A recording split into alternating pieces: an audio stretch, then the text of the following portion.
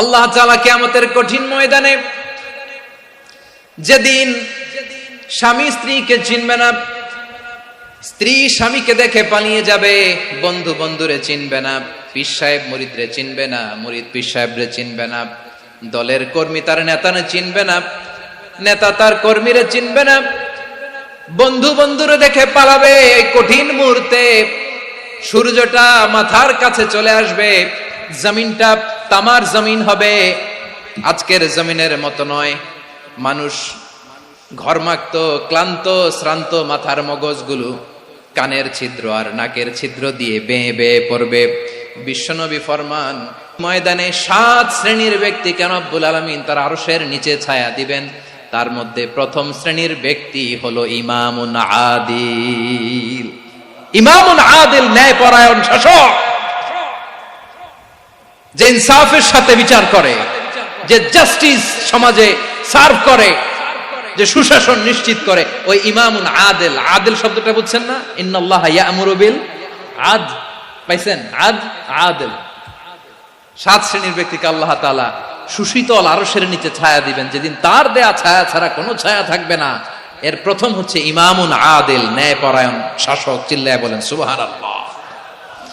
আবার বিশ্বনবী বললেন, ইন্নাল মুকসিতিনা ইনদাল্লাহি আলা মানাবিরা মিন নূর আন ইয়ামিনির রহমান। কিয়ামতের দিন যারা ন্যায়পরায়ণ হিসেবে আল্লাহর সামনে দাঁড়াবে, কিয়ামতের দিন রব্বুল আলামিন তার আরশের ডান দিকে ওই ন্যায়পরায়ণ লোকদের জন্য আরশের ডান দিকে একটা নূরের মিম্বারে তাদেরকে বসার সুযোগ করে দিবে।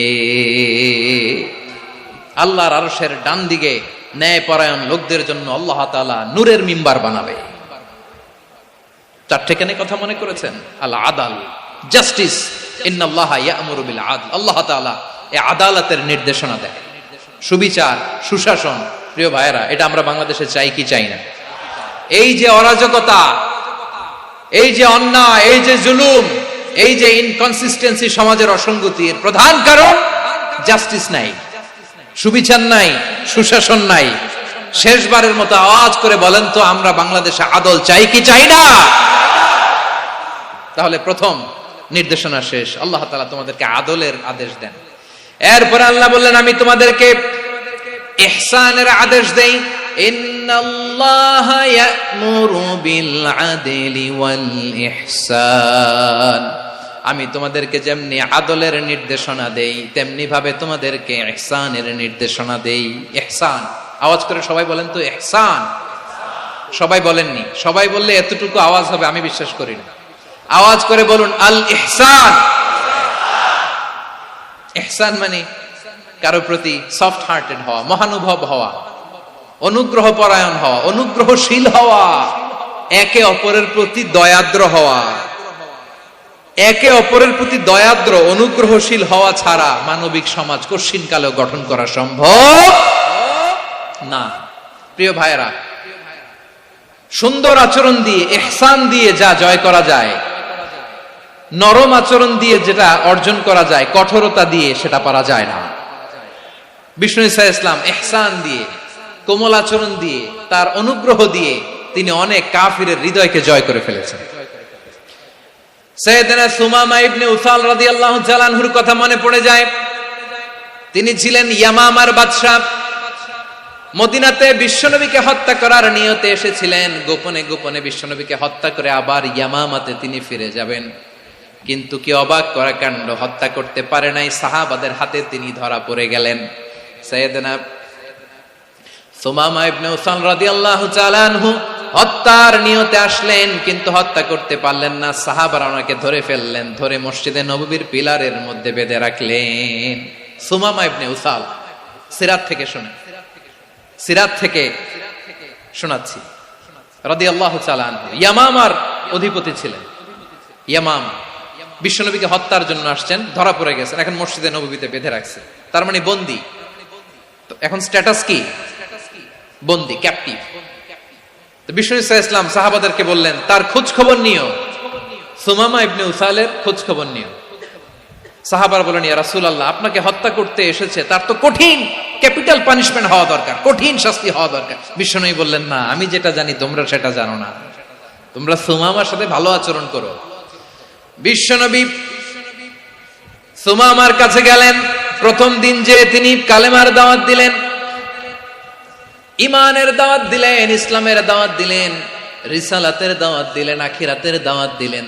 পরের দিন যে বিশ্বনবী সালাতের দাওয়াত দিলেন, যাকাতের দাওয়াত দিলেন, ইসলাম কি, কিভাবে, কেমন করে পালন করতে হয় চমৎকার আর্টিকুলেট করতে শুরু করলেন। তন্ময় হয়ে সুমামা ইবনে উসাল রাদিয়াল্লাহু তাআলা আনহু বিশ্বনবীর কথাগুলো শুনতে আরম্ভ করলো। একদিন নয়, 2 দিন নয়, টানা 3 দিন বিশ্বনবী সুমামার কাছে ইসলামকে প্রেজেন্ট করেছেন, উপস্থাপন করেছেন। আওয়াজ করে বলেন, কয় দিন? 3 দিন। 3 দিন মসজিদে নববীতে বাধা। আর সাহাবীদেরকে বললেন, তার খোঁজ খবর নিও, তোমরা যে রুটি বানাও এর মধ্যে সবচেয়ে ভালো আটার রুটিটা তারে দিও, সবচেয়ে রিফাইন্ড খেজুর, যেটা পিওর খেজুর, এটা তারে দিও। আর বিশ্বনবী নিজের উট থেকে দুধ দহন করে ওনার বাড়ির এক কর্মচারীকে বলেছেন, দুধ দহন করে সুমামার জন্য নিয়ে যেও। সুবহানাল্লাহ পড়বেন না? সবাই তো অবাক, ইয়ামামা থেকে আসছে নবীকে হত্যা করতে, বিশ্বনবী দেখে তারে জামাই আদর করে, তাকে মজার মজার খাবার দিও, দুধ দিও, আদর আপ্যায়ন করো। একদিন নয়, 2 দিন নয়, টানা 3 দিন বিশ্বনবী এভাবে সুমামার কাছে যেয়ে ইসলামকে প্রেজেন্ট করতে আরম্ভ করলেন, ইসলামকে উপস্থাপন করতে শুরু করলেন। আর তাকে চমৎকার এন্টারটেইনমেন্ট, আপ্যায়ন দিতে আরম্ভ করলেন। টানা 3 দিন যখন ইসলামের দ্য বিউটিজ অফ ইসলাম, ইসলামের সুমহান বাণী, সৌন্দর্য তার কাছে উপস্থাপন শেষ, তাকে আপ্যায়ন শেষ, বিশ্বনবী বললেন সাহাবাদেরকে, যাও এবার সুমামার হাতের পায়ের রশি দুটো খুলে দাও। সাহাবারা বললেন, ইয়া রাসূলুল্লাহ, কি বলেন আপনি? ও তো হত্যাকারী, সুযোগ পায় নাই, আপনারে মারতে পারে নাই, ছেড়ে দিলে আবার ও আপনার উপর তলোয়ার নিয়ে ঝাঁপিয়ে পড়বে। নবী, এই সিদ্ধান্ত আপনি নিতে যাবেন না। বিশ্বনবী বললেন, যেটা বলেছি সেটা করো, সুমামার রশিগুলো ছেড়ে দাও, সুমামার হাতে পায়ের রশিগুলো যে তোমরা খুলে দাও। সাহাবারা তর্ক জুড়ে দিলেন, লা ইয়া রাসূলুল্লাহ, এমনটা করবেন না, তো ভয়ঙ্কর ভয়ঙ্কর খুনি, কি জানি কি হয়ে যায়। বিশ্বনবী বললেন, না, তার হাতে পায়ের রশিগুলো খুলে দাও। সাহাবারা বিশ্বনবীর কথা মতো তার হাতে পায়ের রশিগুলো খুলে দিল। সুমামা মুহূর্তের মধ্যে মসজিদে নববী থেকে বের হয়ে ইয়ামামায় ফিরে না যে মসজিদে নববীর পাশে একটা খেজুর বাগান ছিল, সেখানে চলে গেলেন। সেখানে একটা ছোট্ট কুয়া ছিল, কুয়ার পানি দিয়ে তিনি গোসল করলেন। সুবহানাল্লাহ পড়েন।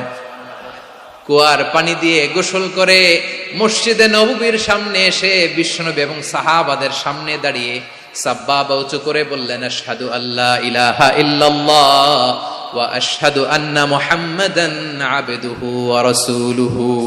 আল্লাহু আকবার। আমি সাক্ষ্য দিচ্ছি আল্লাহ ছাড়া কোনো ইলাহ নাই, আর মুহাম্মদ আল্লাহ তাআলার প্রেরিত বান্দা এবং রাসূল। প্রিয় ভাইয়েরা, ইহসান দিয়ে যা জয় করা যায়, কঠোরতা দিয়ে সেটা কঠিনকালেও জয় করা যায় না। আওয়াজ করে বলেন, ঠিক কি না? এবার সুমামা দাঁড়িয়ে বলে, ওগো নবী, আমি তো কালিমা পড়ে মুসলমান হয়ে গেলাম, এবার শোনেন, এই মুহূর্তের আগে আপনার চেহারার চাইতে নিকৃষ্ট কোনো চেহারা আমার কাছে ছিল না, কিন্তু শাহাদা পাঠ করার পরে আপনার চেহারার চাইতে উত্তম শ্রেষ্ঠ কোনো চেহারা আমার কাছে আর নাই। ও নবী, আজকের দিনের আগে ইসলাম ধর্মের চেয়ে নিকৃষ্ট অপছন্দনীয় কোনো ধর্ম আমার কাছে ছিল না, কিন্তু এই মুহূর্ত থেকে ইসলামের চেয়ে সেরা শ্রেষ্ঠ পছন্দনীয় কোনো ধর্ম আমার কাছে নাই। নবী গো, আজকের দিনের আগে মদিনার চাইতে অপছন্দনীয় নিকৃষ্ট কোনো শহর আমার কাছে ছিল না, কিন্তু এই মুহূর্তের পর থেকে মদিনার চাইতে কোনো শ্রেষ্ঠ শহর আমার জানা নাই। সে ছিল গমের বড় ডিলার, গম বেচতো। কি বেচতো? তার গম কিনে মক্কার লোকেরা রুটি খাইতো। সে ঘোষণা দিল, আজকে থেকে মক্কাবাসীদের জন্য সব গম আমি হারাম করে দিলাম, মক্কাবাসী এখন না খেয়ে মরে। সুবহানাল্লাহ পড়বেন না? মক্কাবাসী বিশ্বনবীর কাছে আসলেন, এসে বললেন, মুহাম্মদ, আমরা তো তোমার ভাই, তোমার চাচা, তোমার ভাতিজা, তোমার আত্মীয়, তুমি সুমামারে বলো সে যেন আবার গমের সাপ্লাই মক্কার জন্য অনুমতি দিয়ে দেয়। বিশ্বনবীর অনুমতি ক্রমে সুমামা আবার মক্কাতে গম পাঠাতে শুরু করলো। পড়েন সুবহানাল্লাহ। ইহসান, ইহসান দিয়ে আপনি যেটা জয় করতে পারবেন, you can win the heart of your enemies. ইহসান দিয়ে আপনি আপনার শত্রুর হৃদয়কে জয় করতে পারবেন। আওয়াজ করে বলেন, ঠিক কি না? এজন্য আল্লাহ বললেন, ওয়া আনফিকু ফি সাবিলিল্লাহি ওয়ালা তুলকু বিআইদিকুম ইলাত তাহলুকা ওয়া আহসিনু ইন্নাল্লাহা ইউহিব্বুল মুহসিনিন। তোমরা আল্লাহর রাস্তায় দান করবে আর নিজেরা নিজেদেরকে ধ্বংসের হাতে ঠেলে দিও না। তোমরা একে অপরের প্রতি ইহসান করবে, কারণ ইহসানকারীদেরকে আল্লাহ বড্ড ভালোবাসেন। সুবহানাল্লাহ পড়েন। আবার সূরা রহমানে আল্লাহ বললেন, হাল জাযাউল ইহসানি ইল্লাল ইহসান ফাবিআইয়ি আলা, সবাই পড়েন, ফাবিআইয়ি আলাই রাব্বিকুমা তুকাযযিবান। ইহসানের প্রতিদান হিসেবে ইহসানই হয়। বিশ্বনবী সুমামার প্রতি যেমন ইহসান করেছেন, সুমামাও ঠিক তেমন ইহসান ফিরিয়ে দিয়েছে। ঠিক কিনা বলেন? তাহলে এক নম্বরে হচ্ছে আদ, ন্যায় বিচার। দুই নম্বরে সবাই বলেন ইহসান, সদাচরণ। ইহসান দুই ধরনের প্রিয় ভাইরা, ইহসান ফিল ইবাদা, ইহসান ফিল মুআমালা। ইহসান ফিল ইবাদা হচ্ছে একাগ্র অনুভবে ইবাদতে ডুব দেওয়া, এর নাম ইবাদতের ইহসান। সুবহানাল্লাহ পড়ো। বিশ্বনবী বলেন ইহসান মানে কি জানো নাকি? হাদিসে জিবরিলে সাইয়েদনা জিবরিল আলাইহিস সালাম বিশ্বনবীকে বললেন, আখবিরনি আনিল ইহসান। নবী আমাদেরকে বলেন ইহসান মানে কি? বিশ্বনবী বললেন, আনতা আবুদাল্লাহ কাআন্নাকা তারাহু ফাইন লাম তাকুন তারাহু ফাইন্নাহু ইয়ারাক। ইহসান মানে হলো এমন ভাবে তুমি আল্লাহর সামনে নিজেকে উজাড় করে ইবাদত করবে, তুমি ভাববে তুমি আল্লাহকে দেখতে পাচ্ছ। আর এটা যদি ভাবা তোমার জন্য কঠিন হয়ে যায়, অন্তত এতটুকু তুমি ভাববা যে আল্লাহ তোমাকে দেখতে পাচ্ছেন। ঠিক কিনা বলেন? ও আমার বীর চট্টলার ভাইয়েরা, কেউ যেটা দেখে না সেটা দেখে কে? এই বিশ্বাস হৃদয়ের মধ্যে আছে? নামাজে যখন দাঁড়ান এই ফিলিংসটা আনা যাবে? হ্যাঁ, এশার সালাত তো এখনো হয় নাই না? আলোচনা শেষে এশার সালাত এখানে অনুষ্ঠিত হবে, তাই না?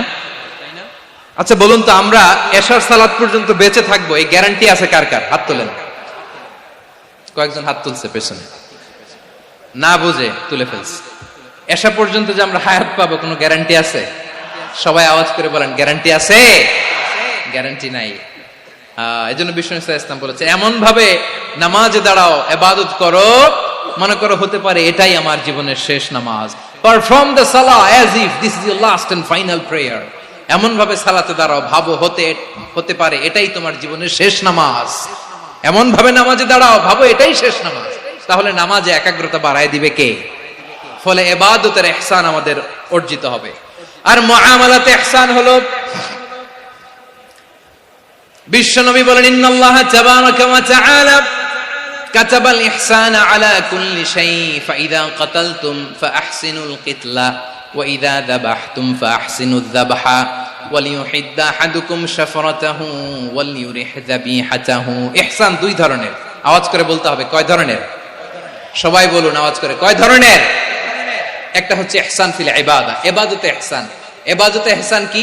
একাগ্র অনুভব দিয়ে ইবাদত করা, মন প্রাণ দিয়ে ইবাদত করা। আর মুআমালাতে ইহসান কি?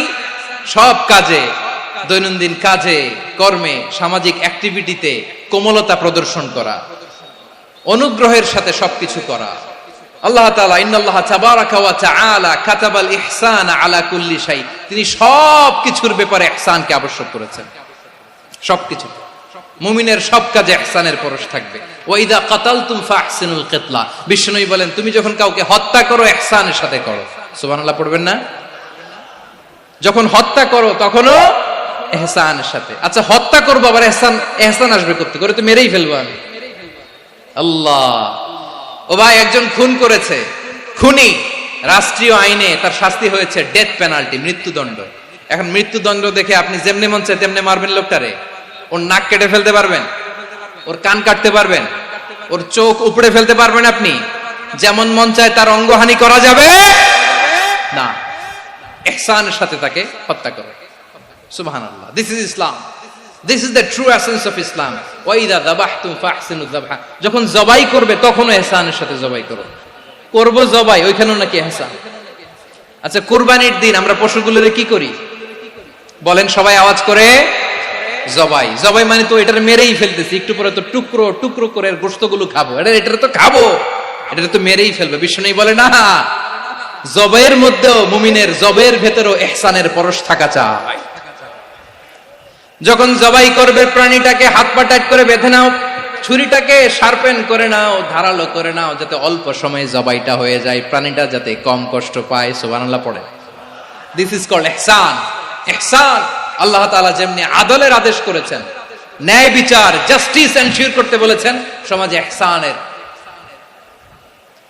ব্যবহার, ইহসানের অনুশীলন তিনি করতে বলেছেন। এজন্য মুমিনের প্রতিটি কাজে, আমার চট্টগ্রামের ভাইয়েরা আমার দিকে তাকান, খেয়াল করে শুনুন, মুমিন জীবনের প্রতিটি কাজে ইহসানের পরশ থাকা চাই। আমরা যেন আমাদের পরিবারের প্রতি ইহসান করি, আমরা যেন আমাদের কর্মচারীদের প্রতি ইহসান করি, আমরা যেন আমাদের কলিগদের প্রতি ইহসান করি, আমরা যেন আমাদের ভাইদের প্রতি ইহসান করি। মুমিন জীবনের প্রতি কাজে ইহসানের পরশ থাকার দরকার আছে না নাই? কথা বুঝতে পেরেছেন? তাহলে আল্লাহ তাআলার তিনটা আদেশ ছিল, কয়টা গেল? ভুলে গেছে, ভুলে গেছে চট্টগ্রাম। তিনটা আদেশের মধ্যে কয়টা বললাম? প্রথমে কি ছিল?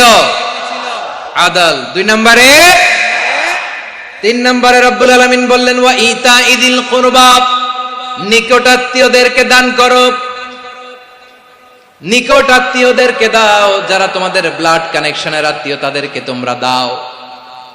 এখানে জেনারেলি বললেন দাও, কি দিব সেটা তিনি এখানে বলেন নাই, সেটা তিনি সূরাতুল ইসরার মধ্যে বলেছেন। আল্লাহ বলেন ওয়া আতিযাল কুরবা হাক্কাহ, নিকটাত্মীয়দেরকে তাদের অধিকার, তাদের প্রাপ্য তোমরা বুঝিয়ে দাও।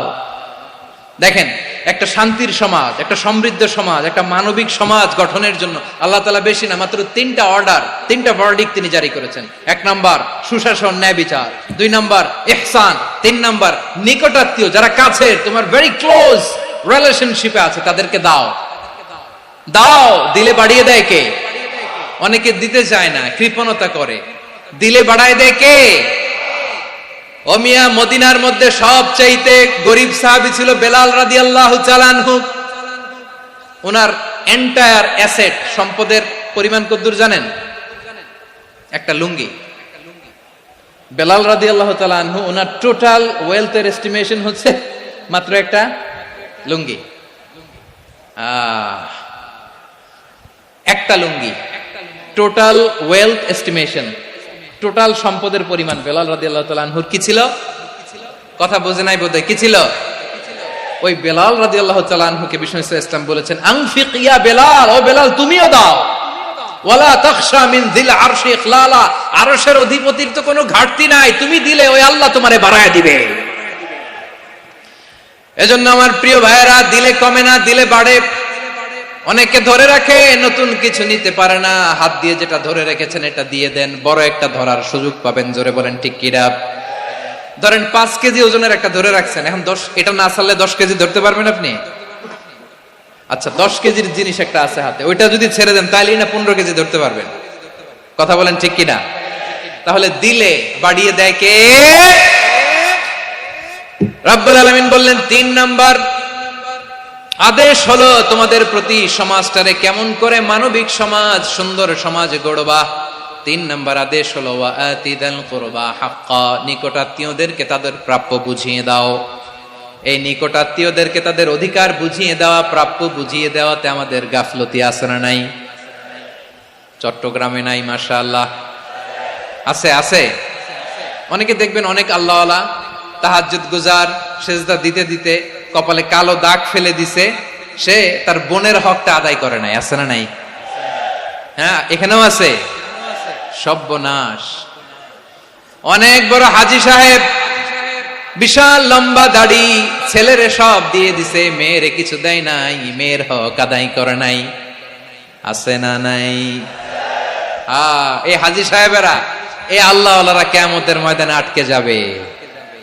আপনি অন্যের অধিকার নষ্ট করেছেন, তাদের রাইটস কে ভায়োলেট করেছেন। এজন্য আল্লাহ তাআলা বলেন, কারো অধিকার যদি কেউ নষ্ট করে, ওই সমাজটা মানবিক সমাজ কঠিনকালেও হতে পারে না। এজন্য 3 নম্বর আল্লাহ বললেন ওয়া ইতাইদিল কুরবা, নিকটাত্মীয়দেরকে দাও। কি দিবা? তাদের অধিকার দিয়ে দাও, বোনের অধিকার বুঝিয়ে দাও। মেয়ের অধিকার বুঝিয়ে দাও, ফুফুর অধিকার বুঝিয়ে দাও। দেখবেন অনেক মায়েরা ছেলের পাতে মুরগির রান দেয়, মেয়ের পাতে দেয় মুরগির ঠ্যাং। এরকম আছে না নাই? ছেলেরা কি দেয় মুরগির, মেয়ের পাতে কি দেয়? তো মেয়ের কি মুরগির রান খেতে মনে চায় না? মনে চায় না? এমনটা করা যাবে না। নিকটাত্মীয়দেরকে অধিকার দিয়ে দাও, নিকটাত্মীয়ের সাথে সুসম্পর্ক রাখো। আদেশটা কার? এজন্য প্রিয় ভাইয়েরা, জীবনে যদি বারাকা অর্জন করতে চান, নিকটাত্মীয়দের সাথে সুসম্পর্ক রাখতে হবে, তাদের জন্য উপহার পাঠাতে হবে। বিশ্বনবী বলেন, লা ইয়াদখুলুল জান্নাতা কাতে, যে ব্যক্তি আত্মীয়তার সম্পর্ককে ছিন্ন করে দেয়, সে কশিন কালেও আল্লাহর জান্নাতে ঢুকবে না। আপনি কি এটারে সহজ হাদিস মনে করছেন? এটা সহজ কথা? আপনি ভাবছেন আপনার নামাজ আপনার বাঁচাতে পারবে, আপনার রোজা বাঁচাতে পারবে, আপনার তাহাজ্জুদ আপনারে বাঁচাতে পারবে? অধিকার নষ্ট করলে কিছুই আপনারে বাঁচাতে পারবে না। এজন্য নিকট আত্মীয়দেরকে দিতে হবে বেশি বেশি। বিশ্বনবী বলেন, ইন্না সাদাকাতা আলাল মিসকিনি সাদাকা ওয়া আলা যির রাহিমি ইসনাতান সাদাকাতুন ওয়া সিলা। মিসকিনরে দান করলে শুধু দানের সওয়াব হয়, নিকট আত্মীয়কে দান করলে দুইটার সওয়াব হয়। সাদাকার সওয়াব হয়, আবার আত্মীয়তার বন্ধন অটুট রাখার সওয়াব হয়ে যায়। আবার বিশ্বনবী বললেন, মান সাররাহু আইয়ুবসাতা লাহু ফি রিজকিহি ওয়া ইউনসা লাহু ফি আসারিহি ফালইয়াসিল রাহিমা। যে ব্যক্তি তার রিজিকের প্রশস্ততা চায় আর হায়াতে বরকত চায়, সে যেন তার আত্মীয়ের সাথে সুসম্পর্ক রাখে। আমার প্রিয় চট্টলার ভাইয়েরা, আমাদের রিজিক বাড়ুক, এটা আমরা চাই কি চাই না? সবাই চান? হ্যাঁ, আমাদের রিজিকে প্রশস্ততা আসুক, চাই কি চাই না? আমাদের হায়াতে বরকত আসুক, আমরা চাই কি চাই না? এই দুইটা যদি চান, তাহলে নিকটাত্মীয়দের সাথে সুসম্পর্ক রাখবেন। পারবেন? তাহলে সমাজটারে মানবিক সমাজ বানায় দিবে কে? তিনটা আদেশ চলে গেল। কয়টা? আওয়াজ করে বলেন। 1 নম্বরে কি ছিল? 2 নম্বরে, 3 নম্বরে নিকটাত্মীয়দেরকে দান। আপনাদেরকে আরো শোনার আগ্রহ আছে? আপনাদের মনোযোগ আছে না গেছে? কষ্ট হচ্ছে না? মাশাআল্লাহ, মাশাআল্লাহ। তাকবীর পড়ুন, লিল্লাহি তাকবীর।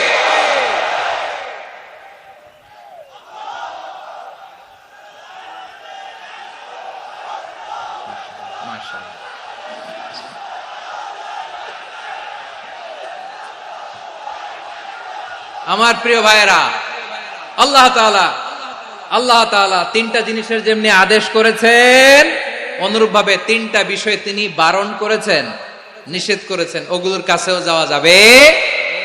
শুনবেন। রাব্বুল আলামিন বলেন, ওয়ায়ানহা আনিল ফাহশাই ওয়াল মুনকারি ওয়াল বাগি। আমি যেমনি 3টি বিষয়ে আদেশ করলাম, অনুরূপ ভাবে 3টি বিষয়ে বারণ করলাম, নিষেধ করলাম। আমার 1 নাম্বার নিষেধাজ্ঞা হলো অশ্লীলতার প্রতি। ফাহশা, ওয়ায়ানহা আনিল ফাহশা। আল্লাহ তাআলা অশ্লীলতাকে নিষেধ করেছেন। কোন জিনিসকে? সবাই বলুন, কোন জিনিসকে? যত ধরনের, যত টাইপের, যত ক্যাটাগরির অশ্লীলতা হতে পারে, সব অশ্লীলতাকে হারাম করেছেন কে? ফাহশা মানে কি?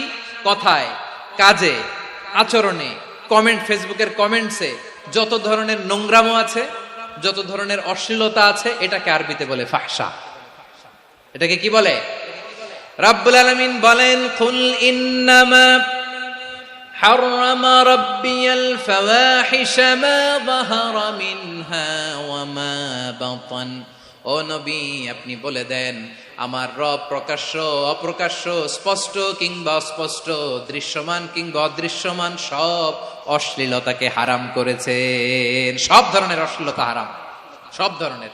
আল্লাহ তাআলা আমাদেরকে অশ্লীলতা থেকে বাঁচান, অশ্লীলতা থেকে তিনি আমাদেরকে হেফাজত করুক। পড়েন আমিন। এবার বলেন, আমাদের সমাজে অশ্লীলতা আছে না নাই? চট্টগ্রামে নাই? আমি কই নাই, ওনারা বলে আছে। দেখছেন, আমি সামহাও বাঁচায় দেওয়ার ট্রাই করতেছি, ওনারা বলে আছে। অশ্লীলতা নানা ভাবে, নানা নামে, নানা মোড়কে আমাদের সমাজে আছে না নাই? সংস্কৃতির নামে, ফ্যাশনের নামে, বিনোদনের নামে, উপন্যাসের নামে, কনসার্টের নামে অশ্লীলতা আছে না নাই? আপনি দেখেছেন কনসার্ট গুলোর অবস্থা? এই যে আতিফ আসলাম যে আসছে আমাদের দেশে, তারপর কে কে আসছে, আমাদের তরুণ তরুণীরা, আমাদের যুবক যুবতীরা, আমাদের জেনজিরা, কি অবস্থা ওইখানে? হ্যাঁ, কি অবস্থা? কে বাঁচাবে ওদের? কে রক্ষা করবে ওদের ইমানের, ওদের চরিত্রের হেফাজতের গ্যারান্টি কে দিবে? কনসার্টের নামে অশ্লীলতা আছে না নাই? ছেলে মেয়ে একে অপরকে জড়ায় ধরতেছে, একে অপরকে চুমু খাচ্ছে প্রকাশ্যে, দিবালোকে, গণমানুষের সামনে। আল্লাহ তাআলা এই অশ্লীলতা থেকে আমাদেরকে বেঁচে থাকতে বলেছেন, বেঁচে থাকতে বলেছেন। রূপালী জগতের নামে অশ্লীলতা আছে না নাই? এই টার্মটা আপনারা জানেন না? রূপালী জগৎ কি জগৎ? আসলে কি রূপালী জগৎ না অন্ধকার জগৎ? আমার বোনেরা, আপনাদেরকে যে কি বলে তারা বুঝায়, রূপালী জগৎ শুনেই আপনি ভরকে যাবেন না। রূপালী জগতে যে নারী যত বেশি উলঙ্গ, সে নাকি তত বেশি সাহসী। জানেন, বলে এটা একটা সাহসী নারী, খুব সাহসী পদক্ষেপ তার। যত বেশি শরীর থেকে কাপড় নামাতে পারবে, যত বেশি বস্ত্রহীন হয়ে নিজেকে প্রেজেন্ট করতে পারবে, সে নাকি তত বেশি সাহসী। আমার চট্টলার ভাইয়েরা, শয়তানের প্রথমে এজেন্ডা ছিল বনি আদমকে বস্ত্রহীন করা। সে আদম এবং হাওয়া আলাইহিস সালামকে নিষিদ্ধ গাছের ফল খাইয়ে তাদেরকে বস্ত্রহীন করেছে। এই জামিনেও সে আমাদেরকে বস্ত্রহীন করতে চাইবে। এই রূপালী জগতের নামে তারা এটা করে। আমার প্রিয় বোনেরা, আপনি জানেন না আপনার দাম কত। ওরা আপনাদেরকে বিজ্ঞাপনের সস্তা পণ্য বানাতে চায়। ওরা আপনাদেরকে ওদের ভোগের লিপসার টুলস বানাতে চায়। ওরা আপনাদেরকে দিয়ে ওদের খায়েশ পূরণ করতে চায়। এটা আপনাদের জন্য মোটেও ডিগনিটি নয়, এটা আপনাদের জন্য সম্মান নয়।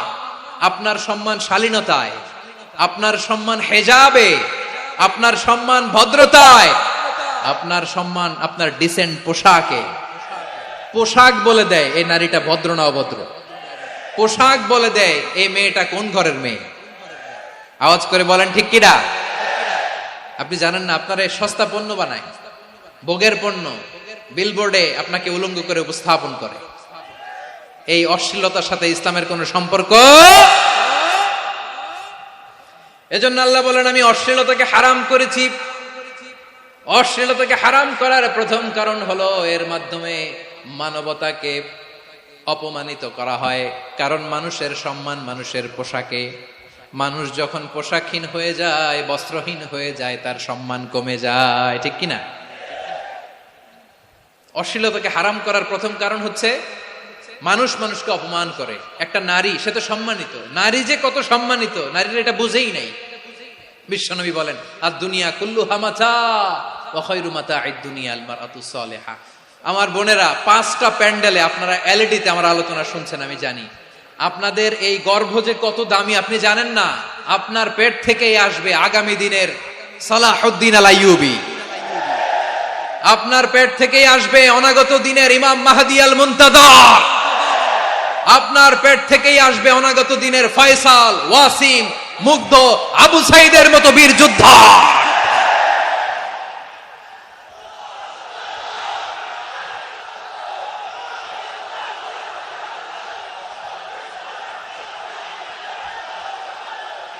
আমার প্রিয় বোনেরা, আমার প্রিয় বোনেরা, বিশ্বনবীর কথার ওজন খেয়াল করেন। আর দুনিয়া কুল্লুহা মাতা ওয়া খায়রু মাতা'আদ দুনিয়া আল মারআতুস সালিহা। দুনিয়ার সবকিছুই অ্যাসেট, এর মধ্যে সবচেয়ে দামি অ্যাসেট নেককার নারী। আপনার গর্ভ যে কত দামি আপনি জানেন না। নিজের সময়টাকে কাজে লাগান, কোরআন পড়েন, সুন্নাহ পড়েন। আপনার অনেক দায়িত্ব ঘরে। You are the MD of your family. একটা family it's a very big institution. পরিবার একটা অনেক বড় প্রতিষ্ঠান।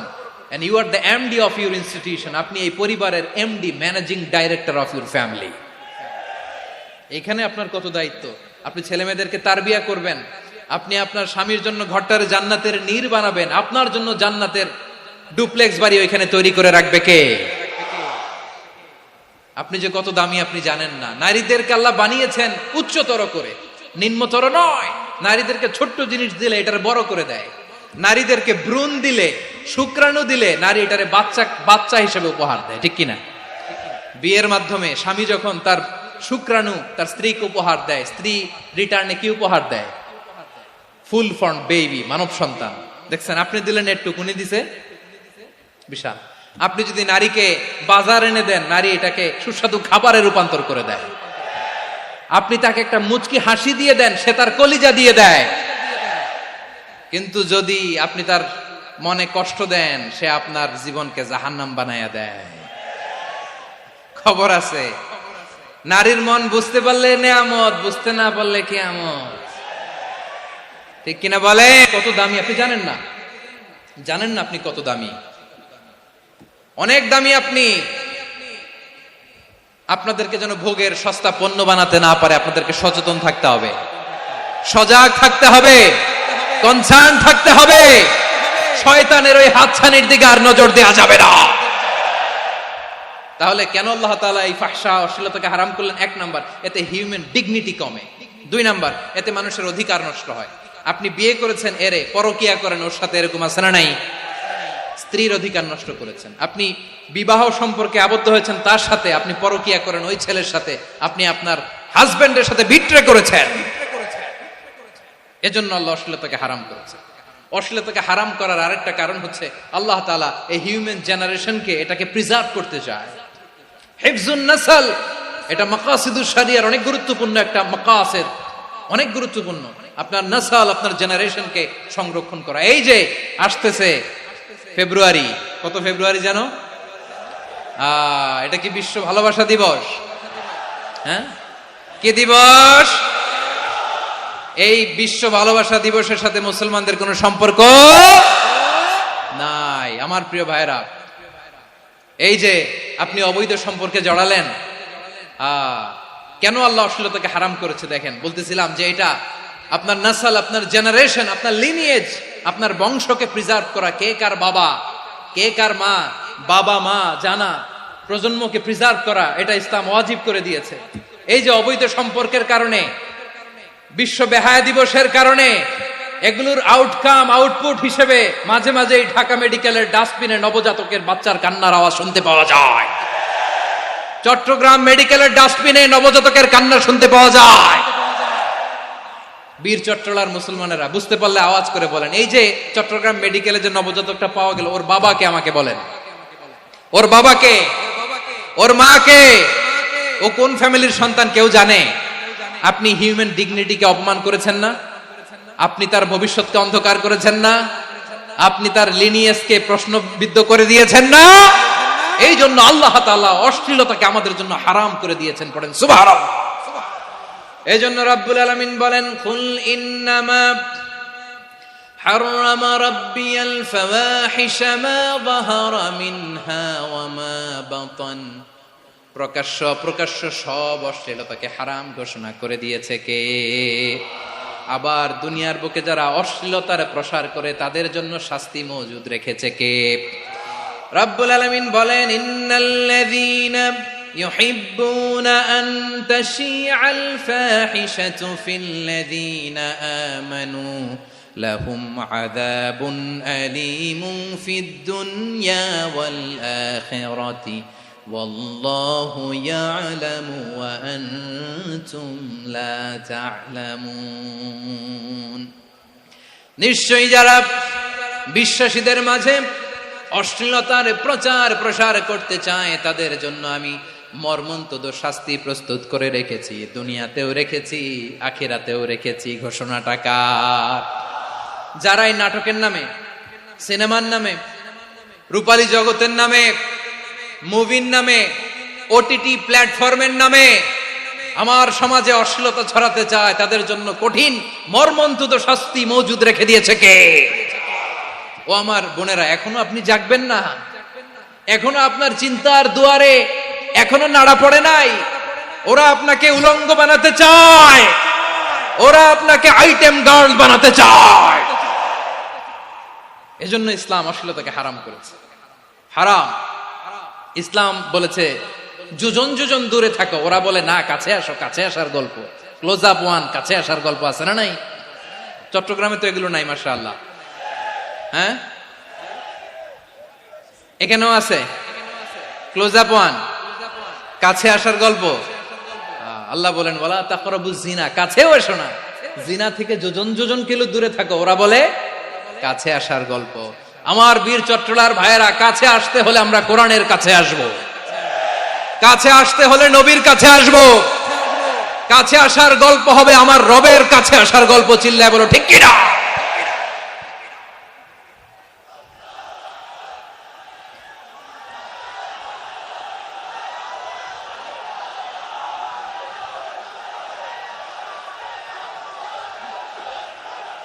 বসুন বসুন আমার ভাইয়েরা।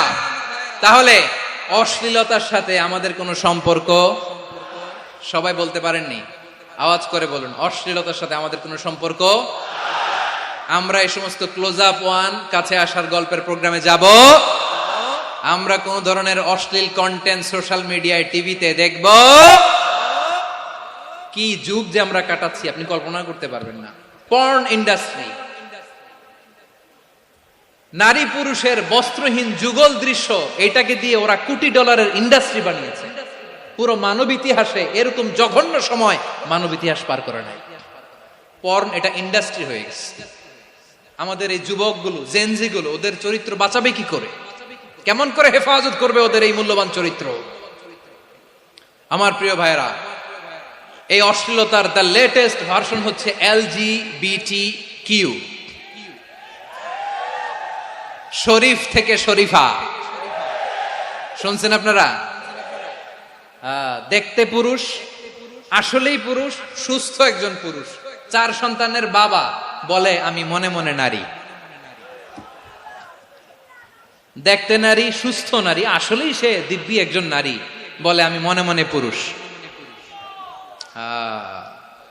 সবচেয়ে ভয়ঙ্কর অশ্লীলতার সবচাইতে লেটেস্ট ভার্সন হচ্ছে এই ট্রান্সজেন্ডারিজম।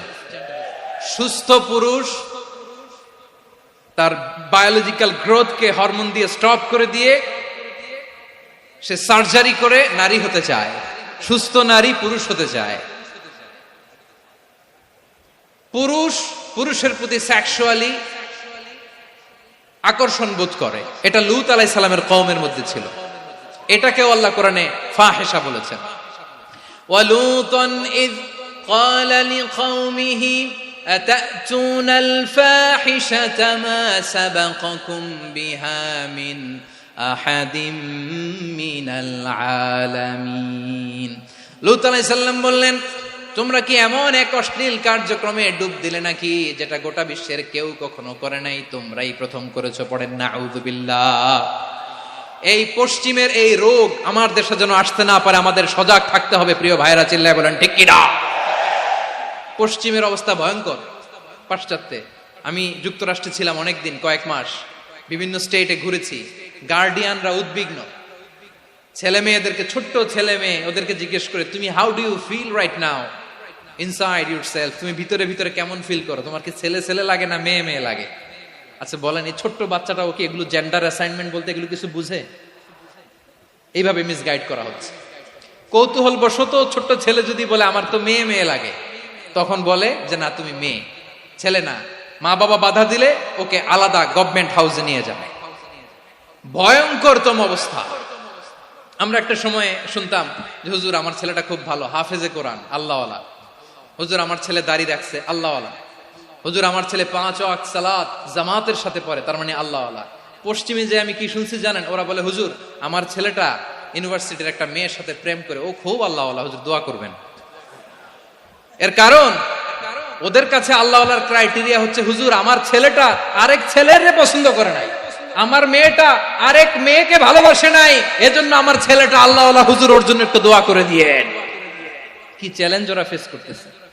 ওনার ছেলে যে আরেক ছেলেরে বিয়ে করবে না, এটাতেই উনি খুশি যে আলহামদুলিল্লাহ আমার ছেলেটা একটা মেয়েরে ভালোবাসে, আমার মেয়েটা একটা ছেলেরে ভালোবাসে, মানে এটা খুব আল্লাহওয়ালা। নাউজুবিল্লাহ পড়তে পারলেন না? এজন্য অশ্লীলতার সাথে আমাদের কোন সম্পর্ক। রব্বুল আলামিন বলেন ওয়ায়ানহা আনিল ফাহশাই ওয়াল মুনকারি ওয়াল বাগি তিনটা জিনিসকে আমি নিষিদ্ধ করলাম। এক নাম্বার হলো ফাহশা, অশ্লীলতা। দুই নম্বরে হলো মুনকার, সমস্ত মন্দ কাজ। আপনাদের মনোযোগ আছে না? শেষ করে দিব? আর 2-1 মিনিট শুনবেন? আচ্ছা বলি তাহলে, আর 2-1 মিনিট। তাহলে নিষেধাজ্ঞা জারি করেছেন তিনটা জিনিসের উপর। এক নাম্বার কি? ফাহশা, অশ্লীলতা। 2 নাম্বার মুনকার। মুনকার মানে হচ্ছে যত মন্দ কাজ, খারাপ কাজ, বাজে কাজ, এটার বলে মুনকার। এটার কি বলে? আপনারা পড়ছেন না, তা'মুরুনা বিল মা'রুফি ওয়া তানহাউনা আনিল মুনকার। ভালো কাজের আদেশ, সৎ কাজের আদেশ, অসৎ কাজের নিষেধ। মুনকার, মুনকার হচ্ছে মানুষের স্বাভাবিক বিবেকবোধ যেটাকে খারাপ বলে, ওইটাই মুনকার। পৃথিবীর সব আসমানি গ্রন্থ যেটাকে খারাপ বলেছে, মানুষের স্বাভাবিক বিবেকবোধ যেটাকে খারাপ বলেছে, এগুলো সব মুনকার। যেমন ইফটিজিং, এটা কি ভালো না খারাপ? মজুদদারি, খাদ্যে ভেজাল দেওয়া, ওজনে কম দেওয়া, মাছে ফরমালিন মিশানো, চাঁদাবাজি, টেন্ডারবাজি, দখলবাজি, এগুলো আমাদের স্বাভাবিক বিবেকেই বলে এগুলো খারাপ, এগুলো হচ্ছে মুনকার। আল্লাহ তাআলা এই মুনকার থেকে আমাদেরকে বেঁচে থাকতে বলেন, আর শয়তান এই মুনকারের প্রতি আমাদেরকে উদ্বুদ্ধ করে। আল্লাহ তাআলা বললেন, ইয়া আইয়ুহাল্লাযীনা আমানু লা তাত্তাবিউ খুতুওয়াতিশ শাইতান ومن يتبع خطوات الشيطان فإنه يأمر بالفحشاء والمنكر। আল্লাহ বললেন, আমার গোলামেরা শোনো শোনো, ও আমার বিশ্বাসী বান্দারা খবরদার, তোমরা কশিনকালেও শয়তানের পদাঙ্ক অনুসরণ করবে না, কারণ শয়তান তোমাদেরকে অশ্লীলতা এবং মন্দ কাজের দিকে উদ্বুদ্ধ করে। আমাদের কাজ হচ্ছে শয়তান আমাদেরকে যেদিকে নিতে চায় আমরা তার উল্টা দিকে যাব, ঠিক কিনা বলে? শয়তান এই মন্দ কাজকে আমাদের কাছে বিউটিফাই করে, চাকচিক্যময় করে আমাদের সামনে উপস্থাপন করে। এজন্য আল্লাহ বলেন, মুনকারকে থামাতে হবে, মুনকার প্রতিরোধ করতে হবে। মুনকার প্রতিরোধের দায়িত্ব শুধু আমাদের নাকি? শুধু আপনার খতিব সাহেবের, ইমাম সাহেবের, নাকি মুসলিম উম্মার সবার? আওয়াজ করে বলুন, মুনকার, অসৎ কাজ প্রতিরোধের দায়িত্ব কার? রাব্বুল আলামিন বলেন, কুনতুম খায়রা উম্মাতিন উখরিজাত লিন-নাসি তা'মুরুনা বিল মা'রুফি ওয়া তানহাউনা আনিল মুনকার। তোমাদেরকে শ্রেষ্ঠ জাতি করে জমিনের মধ্যে আবির্ভূত করা হয়েছে, যাতে করে তোমরা জমিনের ভেতরে সৎ কাজের আদেশ করতে পারো আর অসৎ কাজের নিষেধ করতে পারো। উম্মাহ কুনতুম খায়রা, তাহলে গোটা উম্মার দায়িত্ব, এটা বুঝতে পারছেন তো? আচ্ছা, আরো নিচে আসেন। এরপরে আল্লাহ বললেন, শুধু উম্মাহ না, এই জমিনের রাজত্ব আমি যাদের হাতে দেই, এই জমিনের মালিক আমি যাদেরকে বানিয়ে দেই, যাদেরকে আমি সরকারের দায়িত্ব দেই, তাদেরকেও মুনকার প্রতিরোধের দায়িত্ব দিয়েছে কে? আল্লাহ বলেন, যারা ক্ষমতার মসনদে বসেছে তাদেরকে 4 দফা কর্মসূচি আমি আল্লাহ দিলাম। আওয়াজ করে বলেন, কয় দফা? আল্লাহ বলেন, আল্লাযীনা ইম্মাক্কান্নাহুম ফিল আরদি আকামুস সালাতা ওয়া আতাউয যাকাতা ওয়া আমারু বিল মা'রুফি ওয়া নাহাউ আনিল মুনকার ওয়ালিল্লাহি আকিবাতুল উমুর। যারা এই জমিনের উত্তরাধিকার হয়েছে তারা 4 দফা কর্মসূচি নিয়ে সামনে আগাবা। সালাত কায়েম করবা, যাকাত আদায় করবা, সৎ কাজের আদেশ দিবা, অসৎ কাজ থেকে মুনকার প্রতিরোধ করবা। আদেশটা কার?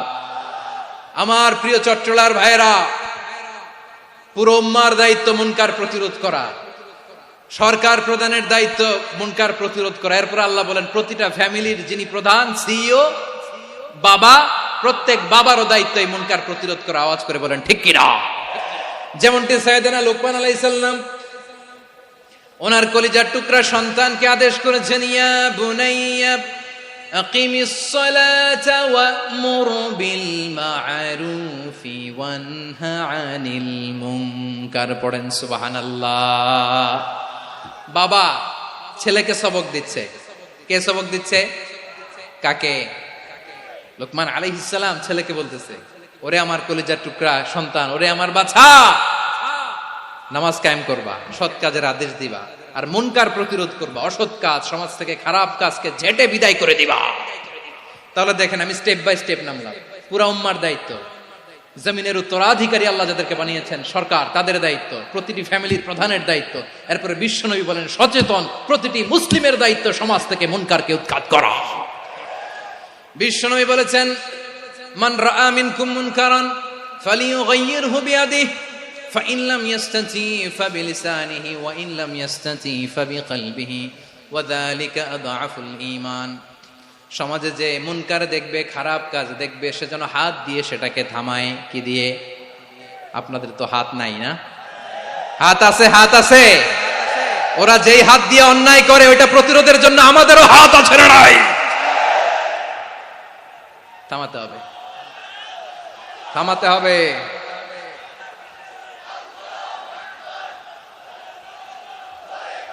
বসুন আমার প্রিয় ভাইয়েরা, ওরা ওদের যে হাত দিয়ে টেন্ডারবাজি করে, চাঁদাবাজি করে, ইফটিজিং করে, দখলবাজি করে, যে হাত দিয়ে, ওই মুনকার থামায় দেওয়ার জন্য আল্লাহর দেয়া আমাদেরও দুটি হাত আছে না নাই? আমাদেরও হাত আছে, থামাইতে হবে, থামাইতে হবে, হিম্মত করতে হবে। আমার প্রিয় ভাইয়েরা, না থামালে আমরাই ডুববো শেষমেশ। আমাদের বাঁচার জন্য হইলেও থামাইতে হবে। রব্বুল আলামিন বলেন ওয়াত্তাকু ফিতনাতাল লা তুসিবান্নাল্লাযীনা যালামু মিনকুম খাসসা। ও আমার গোলামেরা, ওই আযাবকে ভয় করো যে আযাব যখন আমি জমিনের বুকে পাঠাই শুধু জালেমদেরকেই মারি না, আলেমদেরকেও মারি। আযাব যখন আসে তখন শুধু জালিমই মরে না, আলেমও মরে। জানেন মুসা আলাইহিস সালামের পায়ে একবার একটা লাল পোকা কামড় দিয়েছে, লাল পিঁপড়া। লাল পিঁপড়া কামড় দিলে খুব আরাম লাগে না? কি লাগে? হ্যাঁ, জলে না? লাল একটা পিঁপড়া কামড় দিছে, তো উনি রেগে মেগে পাশি দেখে লাল পিঁপড়ার বাসা, পা দিয়ে ডলে মুছে সবগুলো পিঁপড়া মেরে ফেলছে।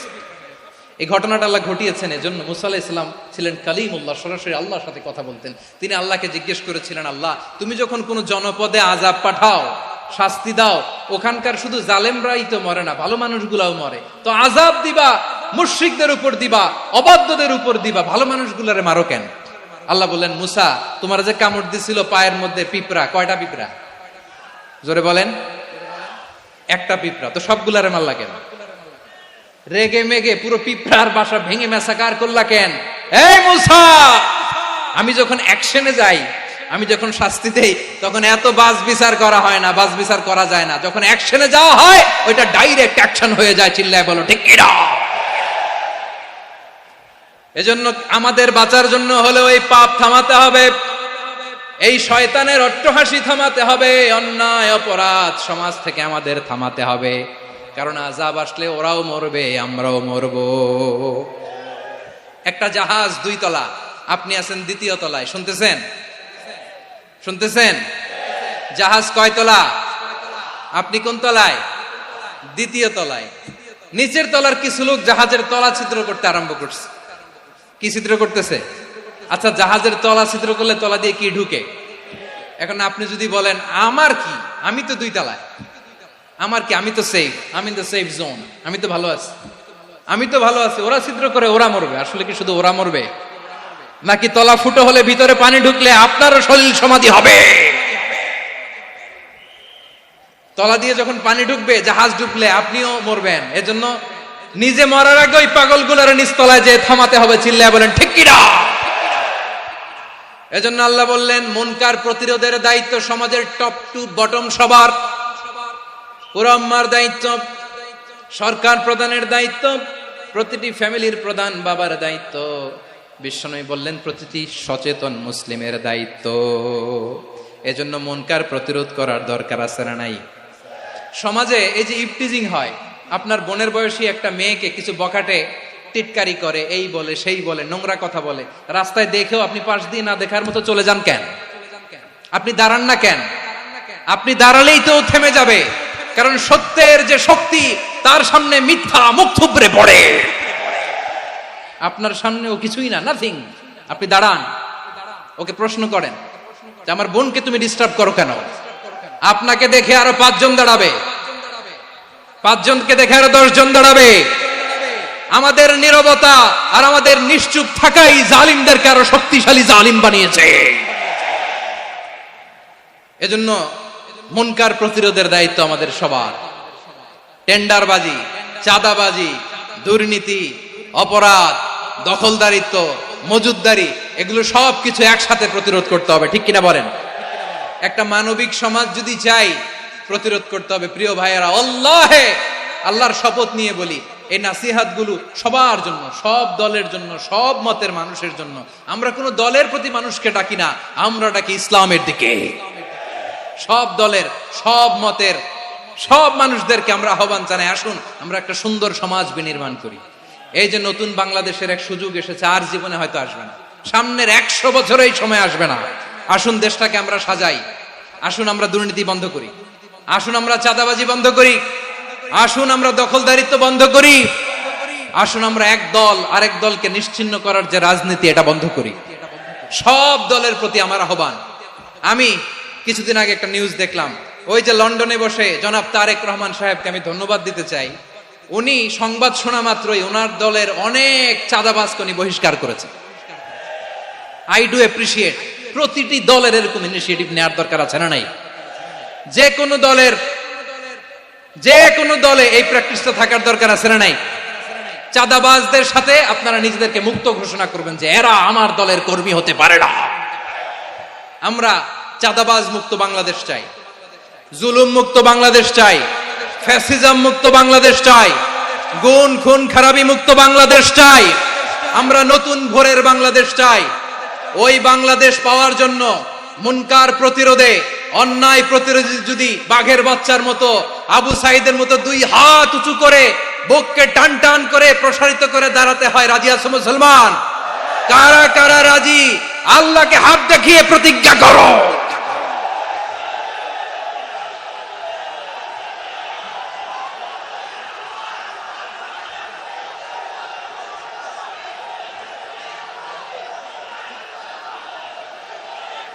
আমার প্রিয় ভাইয়েরা, বসুন বসুন আমার ভাইয়েরা। রাব্বুল আলামিন বলেন, ওয়ায়ানহা আনিল ফাহশাই ওয়াল মুনকারি ওয়াল বাগি ইয়াইদুকুম লাআল্লাকুম তাযাক্কারুন। বসুন। আল্লাহ বললেন, আমি অশ্লীলতাকে নিষেধ করি, আমি সব ধরনের মন্দ কাজকে নিষিদ্ধ করি, সব শেষে আমি সীমা লঙ্ঘনকে তোমাদের জন্য নিষিদ্ধ করি। আলোচনা মনে আছে তো, না ভুলে গেছেন? নিষিদ্ধ করেছেন কয়টা জিনিস? 1 নম্বরে অশ্লীলতা, 2 নম্বরে মুনকার তথা সব মন্দ কাজ, 3 নম্বরে আল বাগি, সীমা লঙ্ঘন, ক্রসিং দ্য লিমিট।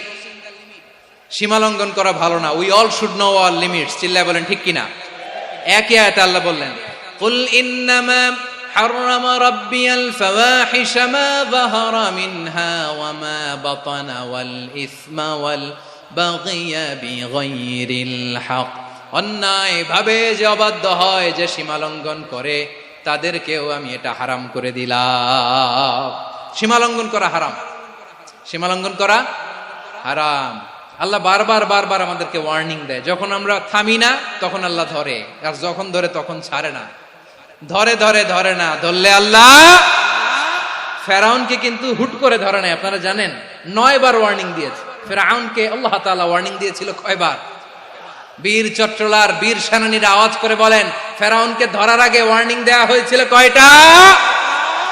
রাব্বুল আলামিন বলেন, ওয়ালাকাদ আতাইনা মূসা 9 আয়াতিন বাইয়িনাত।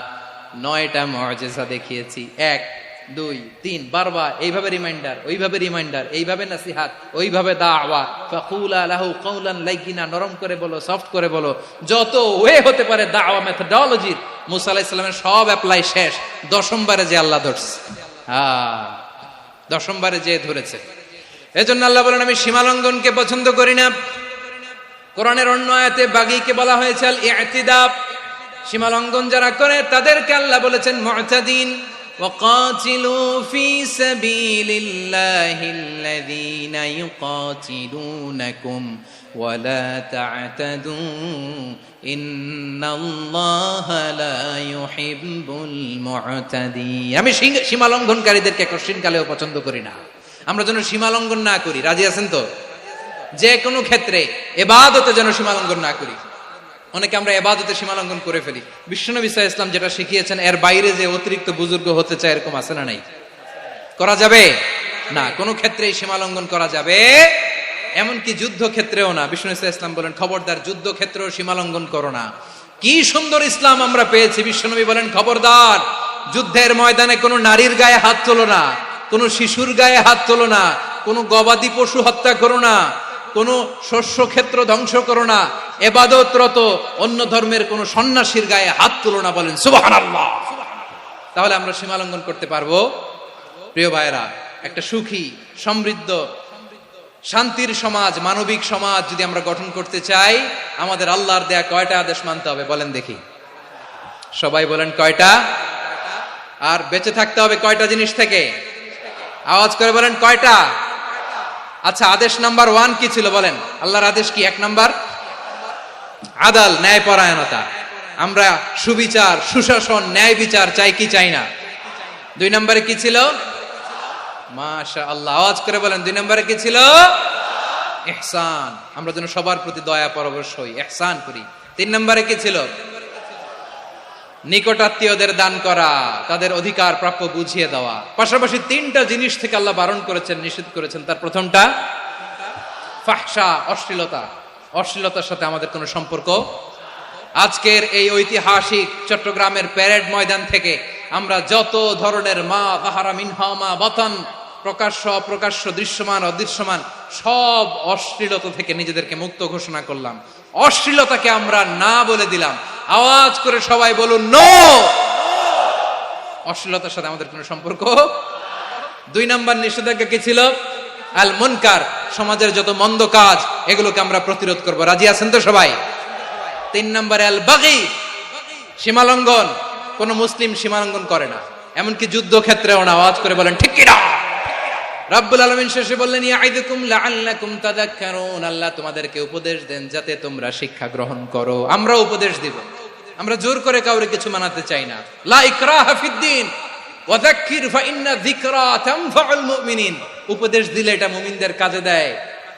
লাস্তা আলাইহিম বিমুসাইতির ইন্নামা আনতা মুযাক্কির। নবী হে, আপনি রিমাইন্ডার দাতা, আপনি উপদেশ দিবেন। আমরাও বিশ্বনবীর এই হাদিসগুলো থেকে, কোরআনের আয়াত থেকে রিমাইন্ডার, এই কথামালা, বাণী বাহক হিসেবে এই বাণীগুলো আপনাদের সাথে কাছে পৌঁছে দিলাম। আমরা আল্লাহ তাআলার কাছে প্রার্থনা করি, আল্লাহ আমরা যেন আদল দিয়ে আমাদের সমাজকে গঠন করতে পারি। আল্লাহ আমরা যেন ইহসান করতে পারি, আমরা যেন নিকটাত্মীয়দের দান করতে পারি। আল্লাহ যত ধরনের অশ্লীলতা, অনাচার, মন্দ কাজ, সীমালঙ্ঘন, অবাধ্যতা থেকে যেন আমরা বেঁচে থাকতে পারি। আল্লাহ তাআলা আমাদের সবাইকে কথাগুলো বোঝার ও আমল করার তৌফিক দান করুক। হাযা মা ইনদি ওয়াল ইলমু ইনদাল্লাহ আলাইহি তাওয়াক্কালতু ওয়া ইলাইহি উনীব। প্রিয় ভাইরা, আমি আপনাদের সবার জন্য দোয়া করি, আপনারাও আমার জন্য দোয়া রাখবেন। আমাদের পাশেই আছেন আমাদের সকলের শ্রদ্ধাভাজন, আমাদের মুরব্বী আওলাদে রাসূল আনোয়ার হোসেন তাহের জাবির আল মাদানী হাফিজাহুল্লাহ ওয়া রাআ। সবাই বসুন। উঠবেন না, কেউ উঠবেন না। উঠলেন কেন? উঠলেন কেন? প্যারেড ময়দানের প্রোগ্রাম তো এরকম হইতে পারবে না। বসুন, এটা আল্লামা সাঈদীর স্মৃতি বিজড়িত মাহফিল। বসুন, বসুন, এই মাহফিলের আদব আছে। বসুন, বসুন। সুশৃঙ্খল ভাবে আমরা আখিরি মোনাজাতে অংশগ্রহণ করব।